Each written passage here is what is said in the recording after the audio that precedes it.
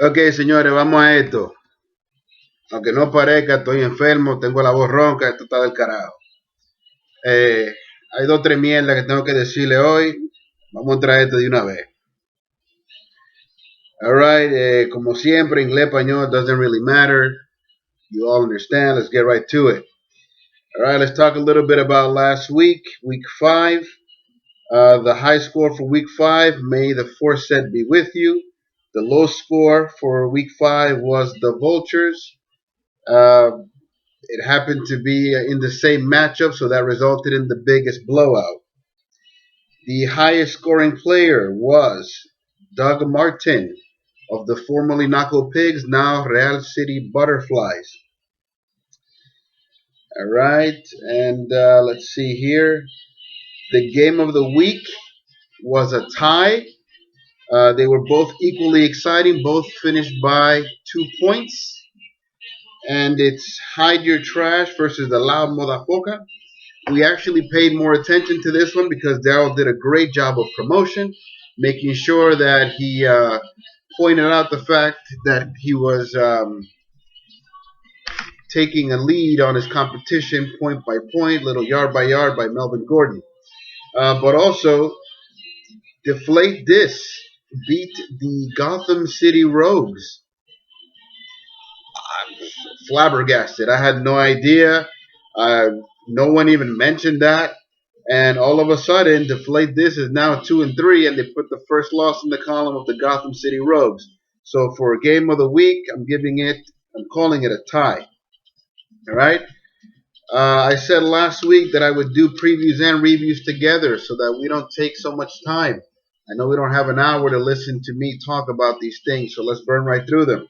All right, so this week we're going to have Fuck You Ben Affleck, team ranked number 3 with a 4-1 record versus team ranked number 6, Hide Your Trash, currently in the playoffs with a 3-2 record. So last week, despite not having Andrew Luck, Freeman went off, as he's done the last 3 weeks. Jones didn't have a great game, but he did enough to put up double-digit fantasy points. Edelman came through, as usual, and they really much put Chapo down for the count really, really early. There was no chance for him in this. Gary just coasted through this week. He picked up Gary Barnidge, which is probably the most talked about player since he made that catch. He caught it with his feet. Everyone was so spectacular. Honestly, I've seen better catches in our Sunday Flag Football League. Anyway, that resulted in 23.9 fantasy points, so good job, good pickup by Gary. Hide Your Trash took advantage of Hyde's matchup with the New York Giants, who, despite winning this week, I'm still a Giants fan, and again, despite winning this week, they cannot tackle to save their lives. They once again almost let the game get away from them. They came down to a buzzer beater of sorts, a late game catch.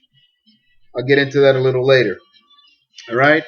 So Hide Your Trash, OBJ against San Francisco, Hyde against the Giants. He pretty much put a lot into that San Francisco New York Giants matchup.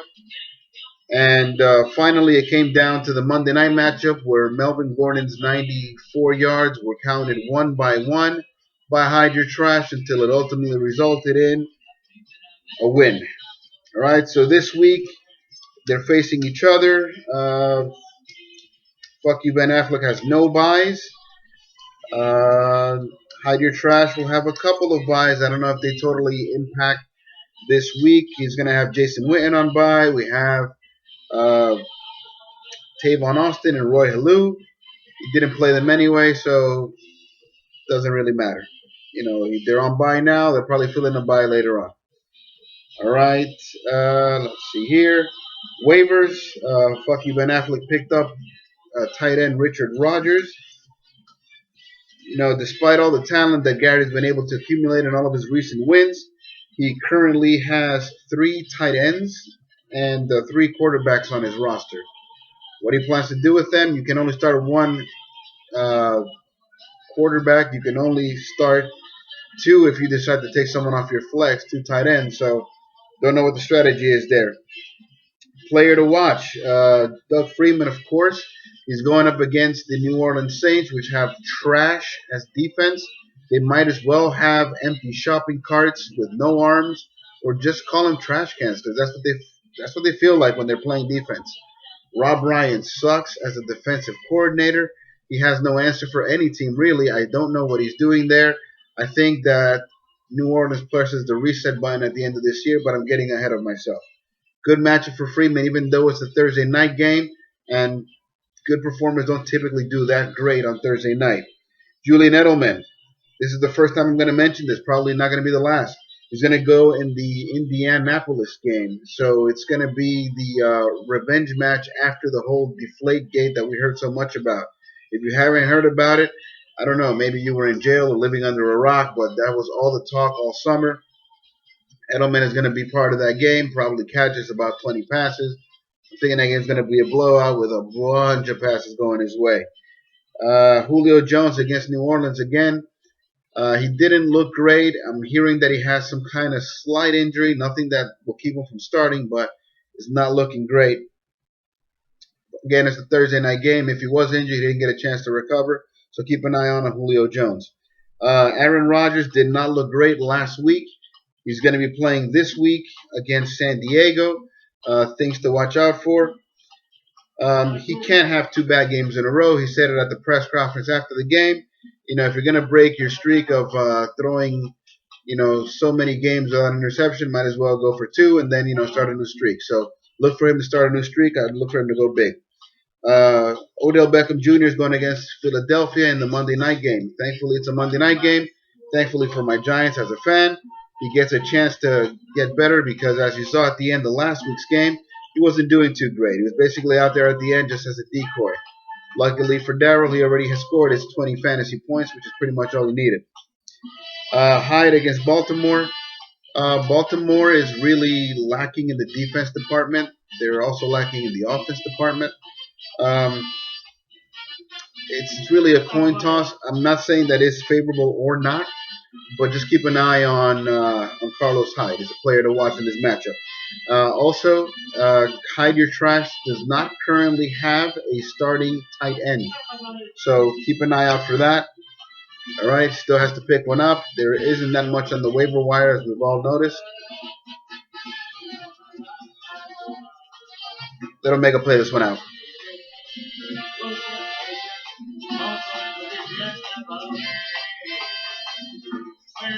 All right. Don't want to take too much time. Let's go right into the next matchup. All right, so we have the Gotham City Rogues. They're ranked number 2. They got their first loss last week. They're 4-1, going against the 1-4 Vultures, who are ranked 13 overall. They're not ranked last because of a couple of reasons. One of them is new ownership. So after his first win, Victor has decided to go with a strategy of kind of streaming players. He'll basically drop half of his roster and pick up a new roster for the next weekend. I guess that works in his favor because he doesn't really get affected by buys that much. You can pretty much drop players if you don't care about them too much. But moving on. After his first win, the Vultures did everything they could to put the most competitive roster, at least in my opinion, out there. Sadly, they just didn't perform. Matt Ryan didn't have a good game. Percy Harvin actually subtracted points from the total. And Julius Thomas, he didn't live up to the hype. It's going to take him a while probably, but it was his best option at tight end at the time anyway. Let's see here. The Rogues got their first number 1 on the loss column. Stunning loss to Deflate This. Deflate This was going downhill fast. Somehow they figured out a way to beat the Gotham City Rogues, who were ranked number 1. Listen, man, when you're ranked number 1, there's only one way you can go, and that's down. So sadly, it was your chance. I doubt that anyone makes it through this league undefeated. Looking at you, Omar. Week 9. All right. So what else can I say here? Gotham City Rogues is going to have to deal with the loss of Jamal Charles for the rest of the year. It's going to be a big hole to fill. He missed out on the sweepstakes to get his replacement, Charkandrick West. So he's going to try to fill it up with a couple of different players. he actually has a lot of fantasy points that he left on the bench. This week didn't start Rawls. Instead, decided to go with Woodhead. And he started Jeremy Hill, which I don't blame. I mean, after having traded to get Jeremy Hill, might as well start him, right? Uh, Neither one of them was particularly impressive. And who could have seen Jamal Charles going down? So, it is what it is, man. First loss, you take it in stride, keep it moving. This week, Rogues picked up Jacob Tammy. They will be without Amari Cooper and Charles Sims. Amari Cooper in particular is a big hole. He was scoring double digits in just about every game. Uh, Hopkins is going to be a player to watch. Hopkins is a beast. I didn't really much know about him. I mean, I kind of heard some rumblings, but with all the movement in Houston, with the quarterbacks and everything else, who would have known? But this guy seems to be quarterback proof. He is all out and he's beasting every day. He's going against Jacksonville. Should be a good chance to score a couple of touchdowns or at least get 100 yards. It's a fairly simple matchup. Three quarterbacks for the Gotham City Rogues. He's looking to move Cam Newton, so I don't totally understand why why you use the waiver pickup to pick up Josh McCown. I don't think anybody wanted Josh McCown anyway. Sorry about the cough. I told you guys I was sick. All right, Matt Ryan is going for the Vultures against New Orleans. New Orleans does not have great defense. He's going to be throwing to Julio Jones. Hopefully they throw, and you get some points from the Matt Ryan side. You got to watch Julius Thomas. If for nothing else, I'm not saying that it's going to be a good or a favorable matchup, but it's a matchup to watch. It's going up against Houston. They haven't been great. They did put up a lot of fantasy points last week, and hopefully they can get the tight end integrated into the whole mix. Also, got to watch out for Marshawn Lynch. He didn't play last week. This week is going to be against the Carolina Panthers, which have a respectable defense. On the other side of the equation, the Rogues have Rawls. So one of the two is going to play. Keep an eye on that. See how that works out. Buys for the Vulture, Todd Gurley. Des Bryant is on bye, but he's also injured, so it wouldn't have made a difference anyway. And Austin Seferian Jenkins. I think you just picked him up kind of to stash him, and he's on a bye. Moving on to the next matchup. Rank number 7 is the Brown Brady Bunch, currently at 2-3, versus rank number 10, Deflate This, also at 2-3. Last week, the Brown Brady Bunch, they only got, I think they only got 6 fantasy points from Antonio Brown, which was probably their number 1 pick. Overall, the Brown Brady Bunch has been hurt by quarterback injuries. Their quarterback hasn't been injured, their quarterback being Tom Brady, but all the quarterbacks that throw to his skill position players have been hurt. Big Ben hurts Antonio Brown. Tony Romo being hurts Terrence Williams. So, I mean, I don't know. On a week where you get single digits from 3 of your crucial spots, single digits from a stack on quarterback, you decided to go stack on New Orleans running backs, right? Stacking the New Orleans running back, not a great idea. Kyrie Robinson, he didn't have Spiller actually. He just had it was Robinson and forget the other guy's name. Who cares? Nothing really. I mean, 93 points is not a bad score. It wasn't enough. Usually he gets a contribution from his defensive players. This wasn't the week. Moving on, still 2-3, still in the mix. You're one spot away from the playoffs, so let's keep moving. Let's see here. Despite 0.8 fantasy points from Nick Foles, the return of Antonio Gates was enough to give the Gotham City Rogues their first L. Good job by Deflate This. They finally decided, they meaning the Eagles, they finally decided on a roll for DeMarco Murray. He got 21 fantasy points, and he probably used that to tip the scales in the trade scenario. There was a big blockbuster trade, as my cousin Juan likes to call it, that went down today. Let me just cue it up here. Well, the bottom line on the trade is Deflate Disc scored Adrian Peterson to match up with Arian Foster. It's a pretty scary matchup there. All he had to give up was DeMarco Murray, who is iffy on production anyway. Colin Kaepernick, who he just picked off of waivers and traded him. Um, gave up Antonio Gates. Gates was probably, I don't know, probably the turning point there. Having a good week this week made him go, make Cousin Juan, I guess, get more excited about the trade. But whatever. Um, I don't know if you necessarily won this trade, Brito, but you got Adrian Peterson, you got Arian Foster. I still think that with what you gave up, your team is pretty much going to be the same. You're 2-3 now. It's pretty much what your prospects are looking like. I still stick to my claim that you won't make the playoffs. Moving on. See, Brown Brady. Brown Brady is going to have Tom Brady going up against Indianapolis, who accused him of cheating, brought it all to the spotlight. Revenge on his mind. Look for him to score another 50 points. I'm thinking he's going to like blow them out the way that he blew out Jacksonville. Something like a 50-7 score is what I'm thinking in that game. But I'm not a betting man. You guys know better than I do. Antonio Brown against Arizona. Not only is Arizona a tough defense, but still got Michael Vick throwing to Antonio Brown. That hasn't hooked up very well. It hasn't looked great. I don't recommend you sit him. I mean, you got to start him. The potential's there. He is one of the best receivers in the league. But I don't even know what to tell you there.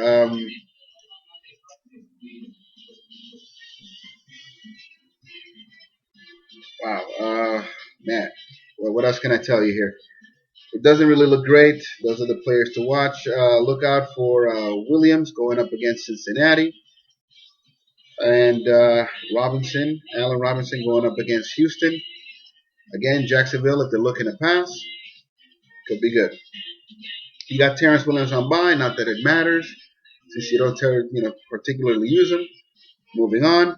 Look out for the quarterback situation in the deflate this team. You picked up Kaepernick and you traded him. Your team right now doesn't reflect what your starting lineup is going to be. What you got in return was Ryan Tannehill. Do you plan to use Ryan Tannehill as your starter? I don't know. Maybe a new coach for Tannehill. Maybe that results in some, spark. At the very least, a spark and some fantasy points. Adrian Peterson, definitely someone to watch. Arian Foster, definitely someone to watch. You picked up Aiken from Baltimore. Was Steve Smith hurt? He seemed to shine last week. This week, do you expect anything great from him? I don't particularly know. I mean, it's kind of an unknown. He might have had a fairly good matchup when he blew up. I don't expect him to be that great this week. Your buys this week are Derek Carr and Christine Michael. Maybe Carr could have helped you since you currently don't have a quarterback to start. Michael, let's see what his prospects are. All right, moving on to the next matchup. Team ranked number 9, the Real City Butterflies, currently at 2-3, versus number 12, Loud Motherfucker, at 1-4. Despite a whopping 35 points from Doug Martin, the Butterflies still lost. They just walked into the buzzsaw that is the Hingle Kringle, whatever that team is called. Omar's team, they're just too good. Sorry, Ivan, you didn't do bad. At least, well, you had some breakout performances. Overall, you did bad.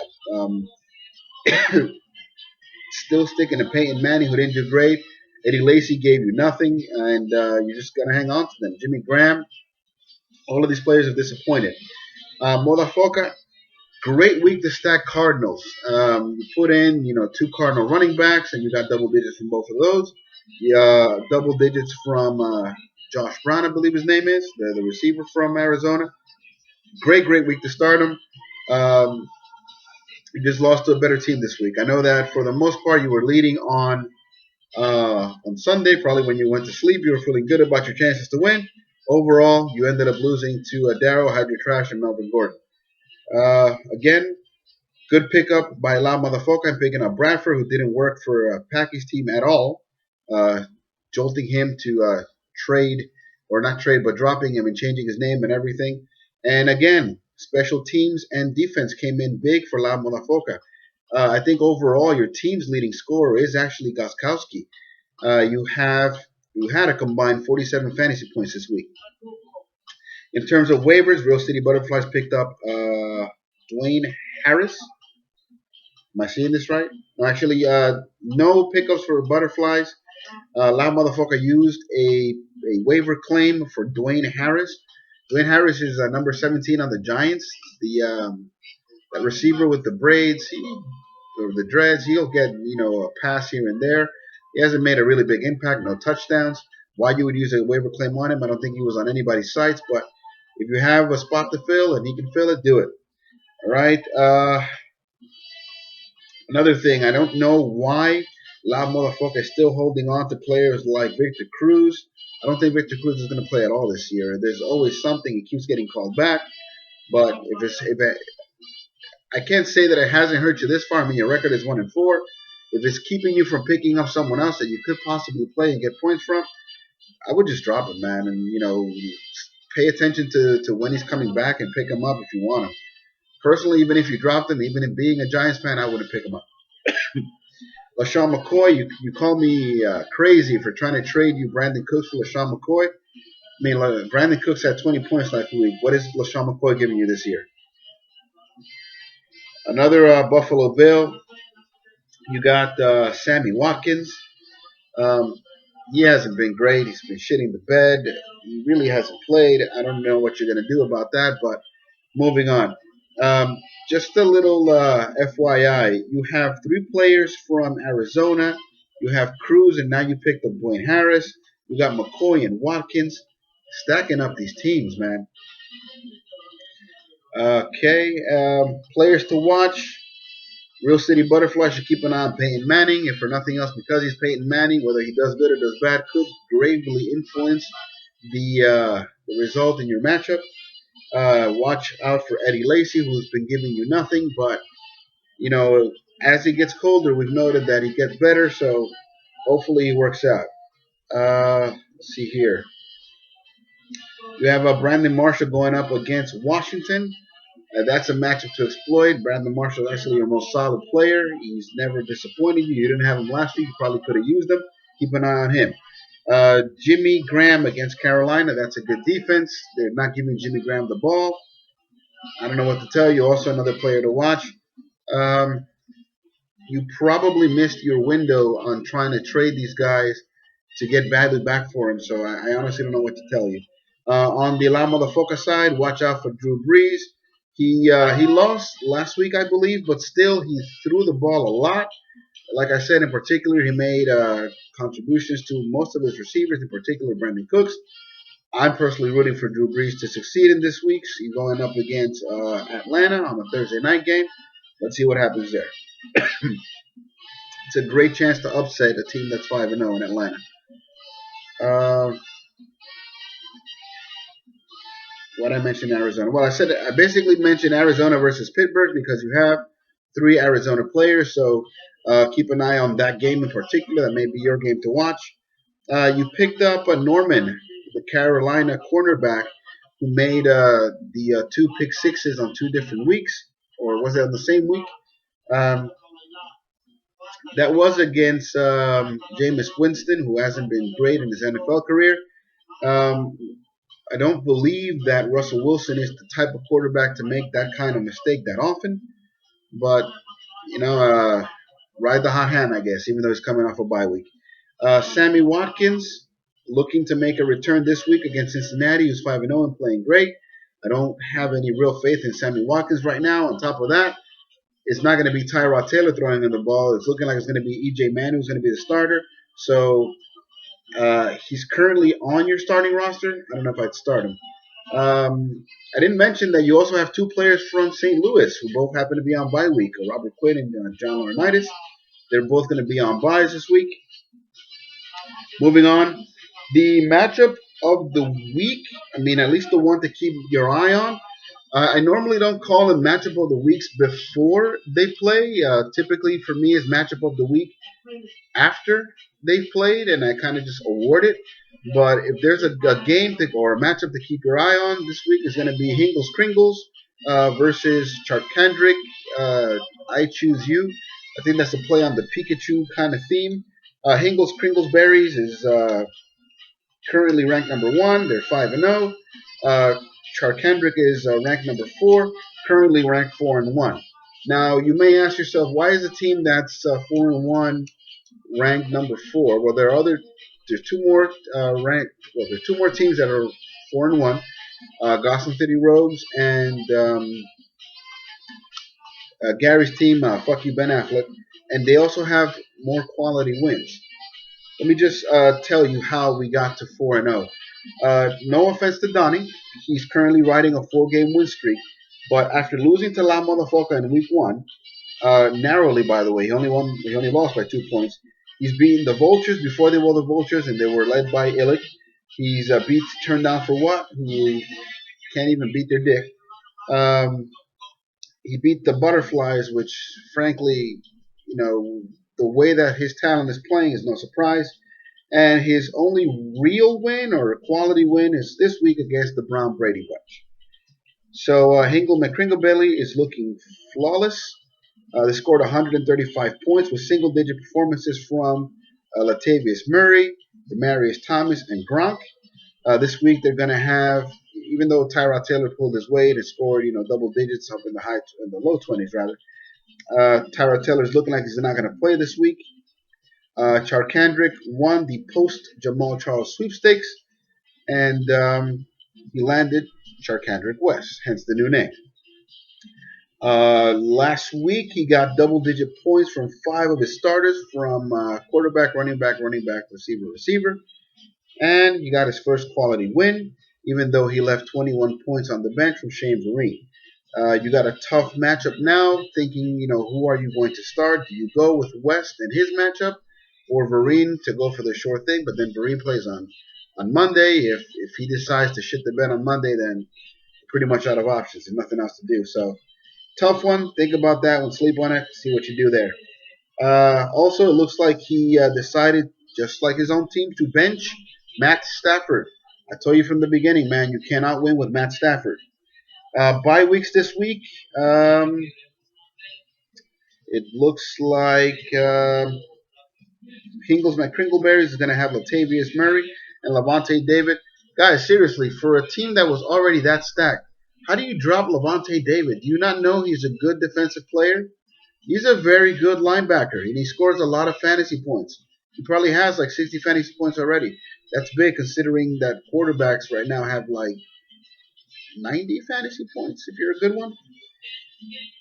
All right, so the waiver claims, obviously Charkandrick West is what Charkandrick, I Choose You, selected, and he picked up Ryan Fitzpatrick.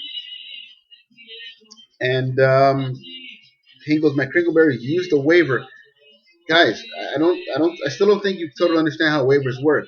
A player like Brian Hoyer, you could have waited till waivers were done. You pick him up, you don't use a waiver claim, and you don't move down to the bottom of the line in waivers. You decided to pick up Brian Hoyer with your waiver claim, who I don't know anyone was clamoring or going after, and now you're at the bottom of the line. So if it comes around, then we have to pick. If somebody decides to blow up this week, or there's another injury and we're looking for their replacement, you're going to be bottom of the totem pole when it comes to picking.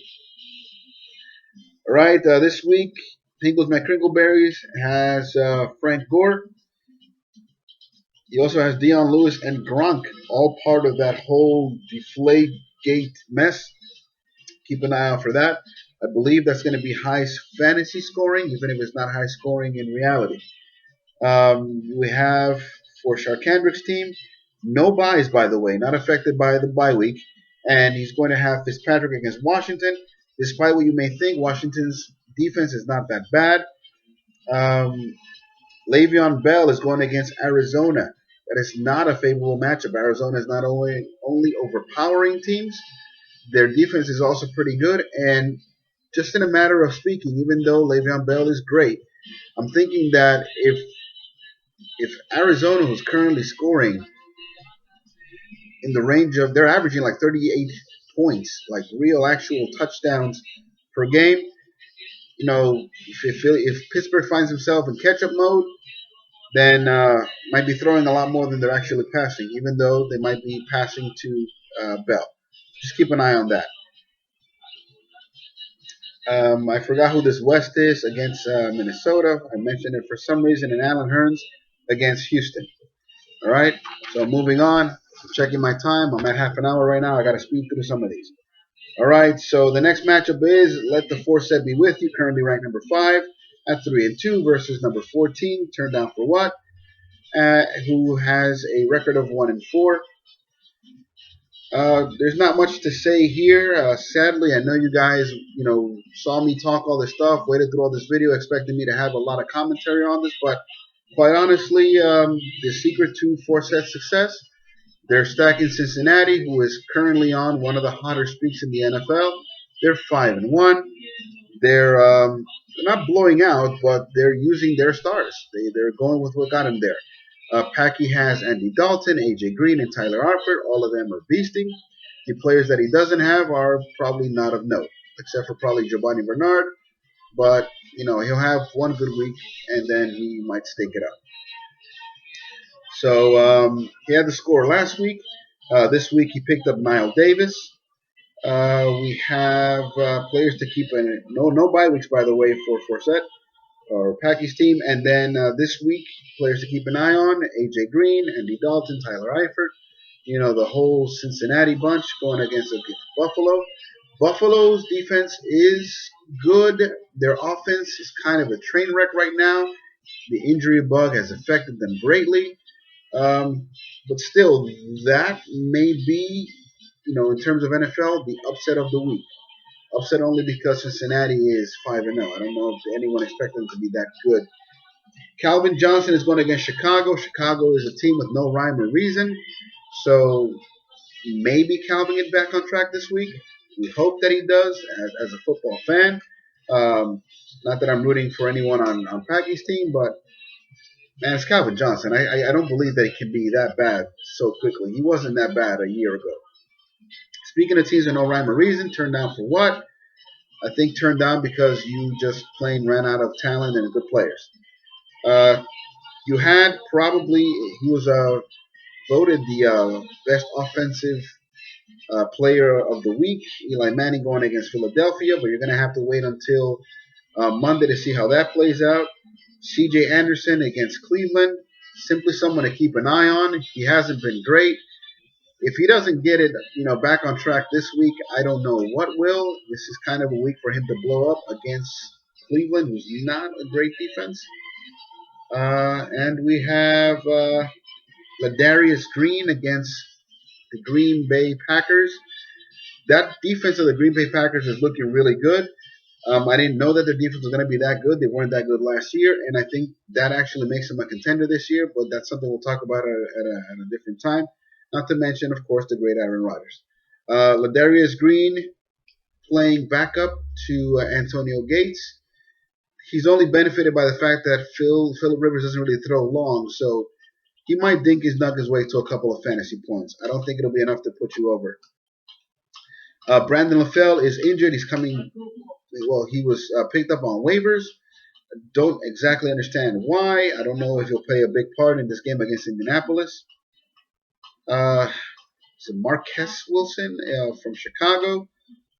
What's the logic there? Maybe you're just trying to, pick up whoever's filling in for Alshon Jeffrey. I don't even know what to say about that one. Keep shaking it up, man. That's all you can really do. There's really no rhyme or reason to that team. El Chapo's escape route, currently ranked number 11 with a record of 1-4 versus number 8. Omega El Fuerte, just as Omega El Fuerte plays in the background. El Forte, actually. I'm currently ranked ranked number 8 with a record of 2-3. Man, I can't get my thoughts straight. Sorry, guys. I'm taking some cough medication, some stuff like that. I'm still coughing. My throat is feeling kind of dry. I don't even want to drink alcohol because I'm taking so many pills. But whatever, let's get through this. Last week, I was supposed to coast against Turn Down for What. They surprised me. They kept it close. I needed Phillip Rivers to come through in the end, and I narrowly made it through. I think I ended up winning by 18 points, but when I went to sleep on Sunday, I was actually down by decimal points. Chapo's escape route. They were shot last week. There was nothing in them, no one to provide a spark. So only natural that he would shake it up. He didn't have Adrian Peterson last week. That didn't work out great. He only scored at 79 points, but for what it's worth, even with Adrian Peterson, it only seems like he would score 79 points anyway. So you decided to trade your first overall pick, Adrian Peterson, to deflate this. Again, I don't think that. I actually think he won the trade, if you can say that. Um, you get Antonio Gates for as long as he's going to be good, which I suspect will be a couple of weeks, and then he kind of fizzles out. You got Colin Kaepernick, who may be on an uptick. He probably played his hardest matchups already, and he'll be looking for a pickup. You got rid of Andre Johnson, who wasn't doing anything for your team. Um, you also gave up LeGarrette Blount. I don't understand that one. I would have kept Blount, but some things just kind of break the way they do. Terrible news. I'm looking at my cell phone here. It's looking like it's not a great situation for Lamar Odom. We'll read into that a little later.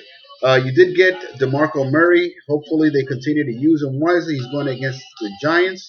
My biggest problem with DeMarco Murray is not only did I find the role, his offensive line is not as good as it was in Dallas, and also they have too many running backs. So he just doesn't get the touches, the carries that he got last year. But hopefully it works out. So you got Kaepernick, DeMarco Murray, and Antonio Gates as part of that deal. You gave up 4 players. I mean, I kind of consider you winning that trade since you basically gave up junk and Adrian Peterson to get back Murray and Gates for as long as they're going to be useful, and Colin Kaepernick, who may be on an uptick. He's been the cause for a lot of concern this year. As far as my team this week, typical players to look out for. Philip Rivers should have a good week against Green Bay, but then again, it's just a typical matchup for him. It's a couple of touchdowns, 200 plus yards, maybe 300, and an interception. Bottom line, I get 18, 20 points from him. Should be a big week for Matt Forte going against Detroit. Their defense is not what it's cracked up to be. If he's really their only offensive weapon, then they should look good. If C.J. Anderson doesn't cut it this week, then he's probably all in on Ronnie Hillman for Peyton Manning. So it's a good time to own Ronnie Hillman. Jeremy Maclin, he's been good the last 2 weeks. I hope that he keeps it going. He'll be going against Minnesota this week. They're a decent defense, so I don't even know what to tell you. With no Jamal Charles, maybe that means a higher chance of throwing passes to Macklin. And also, if I'm Minnesota and I've been preparing for the run all the time, then as Kansas City, I'd probably prepare and start throwing to the receivers and just shake it up, surprise them. Randall Cobb looking to get better from last week, which was kind of lackluster, but that has a lot to do with the fact that Aaron Rodgers wasn't that great. And Donnell, hopefully he's a target now after saving Eli and the Giants last week, and on and on and on and on. Don't want to talk about so many players. I don't know what Cousins One's lineup is going to look like. Not just yet, anyway, until the trade finally goes through. I'm glad to see that you finally put Alfred Morris on your bench because he was doing nothing for your team. It's time to stop believing in him. And guys, I'm slightly under 40 minutes, and that's right around the time where I'm going to call it. Let's just have Omega play out for the rest of this 40-minute segment. It's week 6. Stay tuned for the results on week 7. Week 7 is also the last week that we have to pay your buy-ins. So keep your mind on that. And guys, I'll see you in 2 weeks.